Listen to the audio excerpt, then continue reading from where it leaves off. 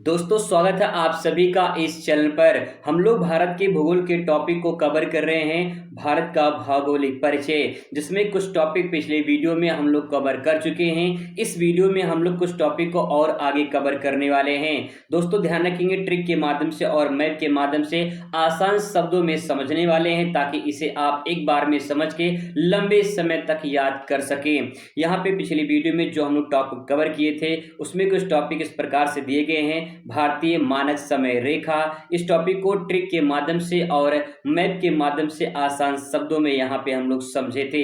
पूरा full detail के साथ में आप यहाँ पे देख सकते हैं। इसके बाद भारत के जो जलीय सीमा वाले राज्य थे उनको भी ट्रिक और मैप से यहाँ पे हम लोग अच्छे तरीके से समझे थे। इसके बाद भारत की कुछ ऐसे स्टेट हैं जिसे लैंड लॉक स्टेट कहा जाता है, हिंदी में इसे स्थलरुद्ध के नाम से जानते हैं, तो ये भी टॉपिक हम लोग कवर किए थे। इसके बाद भारत की कुछ प्रमुख बिंदु में, जैसे कि भारत के कुछ प्रमुख द्वीप थे, इनको भी पिछली वीडियो में हम लोग कवर कर चुके हैं। आज के इस वीडियो में हम लोग यहाँ से दोस्तों शुरुआत करने वाले हैं भारत के प्रमुख चैनल के बारे में। चैनल क्या होता है पहले ये समझेंगे, फिर कौन कौन से भारत के प्रमुख चैनल हैं उनको समझने का प्रयास करेंगे। तो सबसे पहले यहाँ पे थ्योरी पढ़ते हैं और समझने का प्रयास करेंगे। भारत के समुद्री प्रमुख समुद्री चैनल। तो समुद्री चैनल वे जलमार्ग होते हैं जो दो भूमि क्षेत्र को अलग करते हैं, यानी इसमें दो भूमि क्षेत्र अलग होता है और जो जल वाले भाग होते हैं वो आपस में जुड़ते हैं। ठीक है, तो यहाँ पे बताया गया है कि जो चैनल समुद्री चैनल वे जलमार्ग होते हैं जो दो भूमि क्षेत्र को अलग करते हैं और समुद्री परिवहन के लिए महत्वपूर्ण होते हैं। वहीं इसकी दूसरी परिभाषा भी आप यहाँ पे ले सकते हैं, इस प्रकार से देख सकते हैं कि समुद्री चैनल एक चौड़ा खुला जलमार्ग होता है जो दो भूभागों को बीच स्थित होता है, जिसे जल डमरू मध्य स्टेट के नाम से जाना जाता है। और ये दो बड़े जल निकायों को जोड़ता है, यानी इसमें दो लैंड वाले भाग जो होते हैं वो स्थल वाले भाग वो अलग होते हैं और दो पानी वाले भाग आपस में इसमें जुड़ते हैं। तो एक चौड़ा भाग होता है, उसी को चैनल के नाम से जाना जाता है। आइए इसको समझते हैं और डिटेल में और एग्जाम्पल के माध्यम से भी। तो सबसे पहले बात करते हैं भारत के प्रमुख चैनल में पाक जल डमरू मध्य के बारे में। इंपॉर्टेंट है, आपके एग्जाम में पूछा गया है कई बार पाक जल डमरू मध्य के बारे में। तो सबसे पहले इसका लोकेशन देख लेते हैं। तो यहाँ पे मानचित्र में देख पाएंगे ये है आपका पाक स्टेट, यानी पाक जल संधि। तो पाक जल संधि में जो है मैंने आपको बताया था कि इसमें दो पानी वाले भाग आपस में जुड़ते हैं और दो स्थल वाले भाग आपस में अलग होते हैं। तो दो पानी वाला भाग देख पाएंगे, एक तो आपका जो हो जाएगा यहाँ पे पाक की खाड़ी, ठीक है, पाक की खाड़ी हो जाएगी। दूसरा गल्फ ऑफ मन्नार, मन्नार की खाड़ी हो जाएगी। तो मन्नार की खाड़ी और पाक की खाड़ी दोनों आपस में जुड़ते हैं। अलग क्या होता है यहाँ पे देख पाएंगे, भारत है, ये है भारत का दक्षिण तमिलनाडु वाला क्षेत्र और यहाँ पे श्रीलंका वाला क्षेत्र। ठीक है, तो भारत यहाँ पे श्रीलंका ये दोनों अलग हो रहे हैं और पानी वाले भाग में एक गल्फ ऑफ मन्नार यानी मन्नार की खाड़ी और जो है पाक की खाड़ी ये जो है जुड़ती है पाक स्टेट पाक जल संधि से। ठीक है, तो ये आपका हो गया पहला पॉइंट, मैप के माध्यम से समझ चुके होंगे। अब बात करते हैं इसके कुछ थ्योरी वाले पॉइंट पे, देख लेते हैं। यहाँ पे भारत तमिलनाडु और श्रीलंका के बीच में ये स्थिति है। ठीक है, तो दो लैंड वाले भाग यानी जो स्थल वाले भाग हो जाएंगे वो आपका भारत का तमिलनाडु और श्रीलंका के बीच में। इसकी विशेषता के बारे में बात करें तो भारत और श्रीलंका को अलग करती है तथा राम सेतु से जुड़ा हुआ है। ये जो पाक जो स्टेट है वो जो है राम सेतु ब्रिज से जो है जुड़ा हुआ है। ठीक है, चलिए आगे देखते हैं। यहाँ पे तो पाक जल डमरू जो मध्य है यहाँ पे बात करें तो इसके बाद जो है इसके बारे चर्चा कर चुके हैं। आगे हम बात करते हैं मन्नार की खाड़ी के बारे में। तो मन्नार की खाड़ी जो है ये भारत तमिलनाडु श्रीलंका के बीच में स्थित है और इसकी विशेषता ये है कि बंगाल की खाड़ी और हिंद महासागर को जोड़ती है मन्नार की खाड़ी। ठीक है, इस प्रकार से आप यहाँ पे देख पाएंगे मन्नार की खाड़ी गल्फ ऑफ मन्नार हो जाएगा। ठीक है, चलिए आगे बात करते हैं। यहाँ पे अगर ओशियन के बारे में पूछे तो यहाँ पे देख पाएंगे एक तरफ आपका बीओबी है, यानी ये भी इंडियन ओशियन का ही पार्ट माना जाता है और यहाँ पे एक जो है इंडियन ओशियन है। ठीक है, इस प्रकार से आप इसे देख सकते हैं। आगे क्वेश्चन बात करते हैं अगले पॉइंट पर। भारत के प्रमुख चैनल में तो अंडमान और जो है बंगाल की खाड़ी के बीच में 10 डिग्री का चैनल है। ठीक है, आप यहाँ पे देख पाएंगे कि 10 डिग्री का चैनल जो है ये अंडमान और निकोबार को अलग करता है। और डिटेल में अगर पूछे तो यहाँ पे देखेंगे मानचित्र में तो आपको दिखाई देगा यहाँ पे थोड़ा धुंधला दिखाई दे सकता है, लेकिन यहाँ मैं बता दूं आपको। यहाँ पे देखिए ये है लिटिल अंडमान, ठीक है।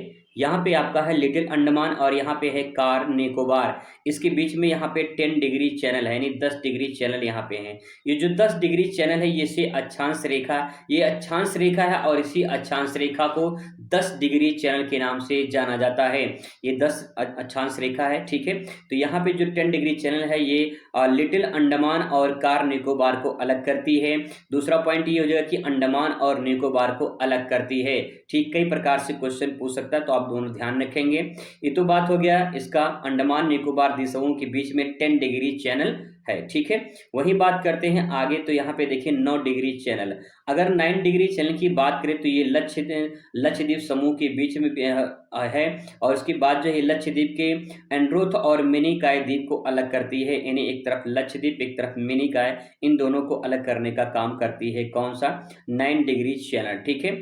इसके बाद दोस्तों यहाँ बात करते हैं प्रमुख चैनल में 8 डिग्री चैनल की। तो यहाँ पे देख पाएंगे जो 8 डिग्री चैनल है ये भारत के लक्षद्वीप और मालदीव, मालदीव एक छोटा सा देश है जो आप यहाँ पे देख पाएंगे मानचित्र में यहाँ पे बताया गया है। तो यहाँ पे देख पाएंगे कि ये है नीचे मालदीव और यहाँ पे लक्षद्वीप है, ठीक है। तो दोनों को अलग करती है, यहाँ पे जो है 8 डिग्री चैनल आपका यहाँ पे है, ठीक है। तो इसको ध्यान रखेंगे, ये 8 डिग्री चैनल। अब इसको जो है यहाँ पे आप दो तरीके याद कर सकते हैं। ये तरीका ये है कि यह मिनिकॉय द्वीप को भारत के मालदीव से अलग करती है, तो आप इसे मामी के नाम से याद कर सकते हैं। किसको, मामी के नाम से।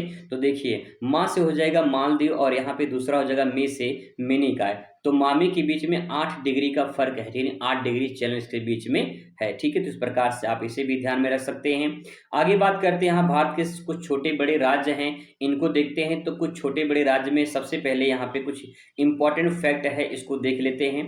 तो देखिए क्षेत्रफल की दृष्टि से अगर बात करें तो सबसे बड़ा जो राज्य है वो राजस्थान है। क्षेत्रफल की दृष्टि से सबसे बड़ा राज्य राजस्थान है और सबसे छोटा जो राज्य है वो है गोवा।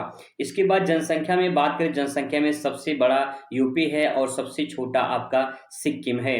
वही बात करें लिंगानुपात में, तो लिंगानुपात में जो है केरल सबसे ज्यादा है और हरियाणा जो है सबसे कम लिंगानुपात पाया जाता है।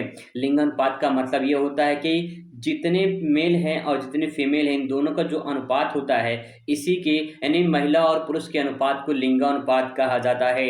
1000 पुरुषों पे जितनी महिलाओं की संख्या होती है उसी को लिंगानुपात कहा जाता है। और इसके बाद जो है सबसे ज़्यादा केरल में है और सबसे कम हरियाणा में है। वही बात करें जनसंख्या घनत्व के बारे में, तो जनसंख्या घनत्व सबसे ज़्यादा बिहार में है और सबसे कम अरुणाचल प्रदेश में है। जनसंख्या घनत्व का मतलब ये होता है कि प्रति वर्ग स्क्वायर किलोमीटर एरिया में जितने व्यक्ति निवास करते हैं उन व्यक्तियों की संख्या को जनसंख्या घनत्व कहा जाता है। और वही बात करें तो यहाँ पे 1 किलोमीटर एरिया में बिहार में जो है 1 किलोमीटर एरिया में यहाँ पे 1106 लोग रहते हैं। वही अरुणाचल प्रदेश में उतने ही एरिया में केवल 17 व्यक्ति निवास करते हैं। तो यहाँ पे दोनों ध्यान रखेंगे, जनसंख्या में बिहार सबसे ज्यादा है और अरुणाचल प्रदेश जो है सबसे कम है, ठीक है। आगे बात करते हैं दोस्तों, यहाँ पे याद करने कुछ ट्रिक यहाँ पे आप इस प्रकार से भी याद कर सकते हैं। क्षेत्रफल में राजस्थान सबसे पहले नंबर पे सबसे बड़ा, सबसे छोटा गोवा है। जनसंख्या में सबसे बड़ा यूपी है, फिर छोटा जो है सिक्किम है। लिंगानुपात में केरल है सबसे बड़ा और हरियाणा सबसे छोटा है। जनसंख्या घनत्व की बात करें तो जनसंख्या घनत्व में बिहार सबसे बड़ा है, अरुणाचल प्रदेश सबसे छोटा माना जाता है। इसके बाद निष्कर्ष पॉइंट में भी ध्यान रखें कुछ यहाँ पे, जैसे कि यहाँ पे कुछ फैक्ट पॉइंट है। भारत का सबसे बड़ा क्षेत्रफल जनसंख्या क्षेत्रफल में जो है वो राजस्थान और सबसे छोटा गोवा है। सबसे अधिक जनसंख्या वाला जो है उत्तर प्रदेश, सबसे कम जो है आपका सिक्किम राज्य है। सबसे कम लिंगानुपात में जो है केरल और सबसे खराब जो है वो हरियाणा का है। सबसे अधिक जनसंख्या घनत्व बिहार में है और सबसे कम अरुणाचल प्रदेश में है। आइए दोस्तों कुछ और पॉइंट पे नजर डालते हैं। तो यहाँ पे थोड़ी सी आपको बेसिक जानकारी और दे दे जम्मू कश्मीर के बारे में। तो यहाँ पे देखिए भारत और पाकिस्तान के बीच में एक रेखा है जिसको LOC रेखा के नाम से जाना जाता है। एलओसी रेखा का पूरा नाम है लाइन ऑफ कंट्रोल। तो यहाँ पे आप देख पाएंगे ये है लाइन ऑफ कंट्रोल, और यहाँ पे इस प्रकार से ऐसे जो है ये लाइन ऑफ कंट्रोल जाता है इस प्रकार से यहाँ तक, ठीक है। तो ये जो है लाइन ऑफ कंट्रोल है, और उसके इस साइड का जो एरिया है ये वाला एरिया, इसे एक्यूपाइड पाक एक्यूपाइड कश्मीर के नाम से जाना जाता है। यहाँ पे देखिए लिखा है POK, ठीक है, POK। तो यहाँ पे जो POK है ये पाक एक्यूपाइड कश्मीर यानी पाकिस्तान के कब्जे में है इतना एरिया। और उसके बाद यहाँ पे देखेंगे तो भारत और जो है पाकिस्तान के बीच में जो ये वाली रेखा है इसको बोलते हैं LOC लाइन, ठीक है, LOC लाइन। वैसे तो भारत और चीन के बीच में रेड क्लिफ रेखा है, लेकिन यहाँ पे देखा जाए तो ये जो लाइन है जम्मू कश्मीर वाला, ये LOC लाइन है जो भारत और पाकिस्तान के बीच में है, ठीक है। ये 1947 में जो है 47-48 में विभाजन के दौरान ये लाइन खींची गई थी। इसके बाद यहाँ पे चाइना की बात करें तो इस साइड में आप चाइना देख पाएंगे, यहाँ पे लिखा है अक्साई चीन। अक्साई जो चीन है, यहाँ पे देखिए जो है 1962 में भारत और चाइना का युद्ध हुआ था, तो इतना एरिया जो है ये चाइना ने इधर से इतना कब्जा कर लिया था। तो इसके जो बोलते हैं ये है चाइना अक्साई चीन, और ये चीन के कब्जे में है। तो ये जो लाइन है इसको बोलते हैं LAC लाइन, ठीक है, LAC line of actual control. तो जो ये लाइन है इसको बोलते हैं LAC लाइन, यानी लाइन ऑफ एक्चुअल कंट्रोल, वास्तविक रेखा नियंत्रण, ठीक है। तो LOC जो लाइन है ये भारत पाकिस्तान के बीच में है, और जो LAC लाइन है ये भारत और चाइना के बीच में है। और उसके बाद जो है यहाँ पे जो कब्जा वाला क्षेत्र है ये POK कहा जाता है, और इसको अक्साई चीन कहा जाता है जो चाइना कब्जे में है। अक्साई चीन पाकिस्तान कब्जे में है, पाक एक्यूपाइड कश्मीर के नाम से जाना जाता है। इसके बाद दोस्तों यहाँ पे एक मज़ेदार बात और है कि यहाँ पे देख पाएंगे कि पाकिस्तान ने कितना जो है गलत काम किया है। यहाँ पे देख पाएंगे इतना जो एरिया आप देख पाएंगे, इतना एरिया ये 1962 में जब चाइना से भारत का युद्ध हुआ था, तो 1963 में पाकिस्तान ने इतना एरिया चाइना को गिफ्ट कर दिया है। देखो यहाँ पे लिखा गया है territories carried by Pakistan to China जो है 1963। तो यहाँ पे 1963 में जो है ये जो है इतना एरिया जो है पाकिस्तान ने चाइना को गिफ्ट कर दिया है। तो भारत का हिस्सा जो है चाइना को गिफ्ट कर दिया है। तो इस प्रकार से ये पाकिस्तान का पूरा एरिया आप समझ सकते हैं, ठीक है। और इसके बाद जो है यहाँ पे आप देख पाएंगे जो चीन के कब्जे में है, ये है चीन के कब्जे में, तो इसको बोलते हैं चाइना एक्यूपाइड जम्मू कश्मीर, ठीक है, चाइना कब्जे में जो वो है एरिया। तो इस प्रकार से इतना एरिया देख पाएंगे, जो आपका ये वाला एरिया है ये, और इतना एरिया ये सब चाइना के कब्जे में है। और इतना ये है पाकिस्तान, आप जम्मू कश्मीर के मतलब पाकिस्तान कब्जे में है इतना एरिया इस प्रकार से। तो ये जो है जम्मू कश्मीर का जो एरिया है इस प्रकार से चाइना और पाकिस्तान के कब्जे में इस प्रकार से आप यहाँ पे देख सकते हैं। तो ये तो बात होगी कि जो है भारत के भौगोलिक परिचय की बेसिक जानकारी। अब बात करेंगे दूसरे टॉपिक पे। दूसरा जो टॉपिक बहुत जल्द आने वाला है जिसका नाम रहेगा भारत का भौतिक स्वरूप, जिसमें हिमालय की उत्पत्ति के बारे में और हिमालय की जो शाखाएं हैं, पर्वत पठार दर्रे, इन सब के बारे में ट्रिक के माध्यम से, मैप के माध्यम से समझने वाले पूरा पेड वाला कोर्स अब बिल्कुल फ्री में भारत का भूगोल चलेगा। मिलते हैं नेक्स्ट वीडियो में। Thanks for watching.